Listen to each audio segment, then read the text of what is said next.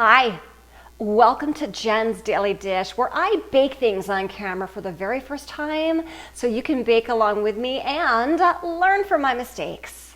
Today we're making air fryer banana chips.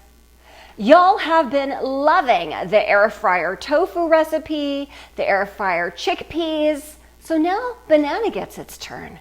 Can you make crunchy banana chips in your air fryer in your kitchen? Well, we're gonna find out.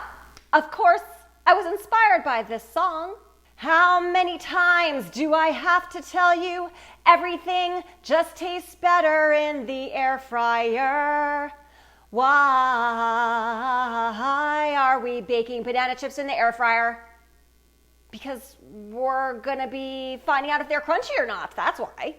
First things first, if you have an air fryer that needs preheating, do so now to 350 degrees. Slice 2 bananas pretty thin. It said thin, I wasn't sure how thin is thin, but this is what mine are. And this banana was no longer green, but it also was not brown. So it was heading towards the brown side, but it was not there. It was pretty yellow. It may have had 1 or 2 spots of brown. Cinnamon. Mix in some granulated sugar, your choice how much or how little or none. Whisk together. Melt some butter or coconut oil. Take your chips and we're just gonna coat them just like this. And we're gonna put them over here on a plate.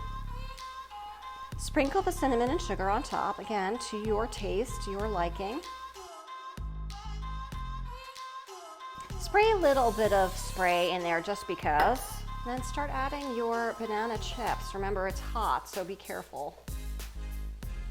Give it a spray for good measure. And it goes 8 to 10 minutes. Halfway through, we're gonna flip the banana chips over. They're looking kind of mushy. I ended up not flipping all of them because I don't think it's gonna matter, so I just ended up spraying them a little bit more. So let's check them out. Well, they're definitely golden brown like we want them. Let's see. They don't look the consistency of being crispy, but let's see if they harden up when they cool. Look at these air fryer banana chips. Okay, let's shake the bowl and see if they sound crunchy. They have a little bit of crunch to them. All right, so the proof is in the taste, so let's give them a try. I have 2 different chips here so that you can see them close up. Like that, and you'll see it's pretty hard. So is this one. So just the different variations. All right, let's give them both a try. First off, they're great.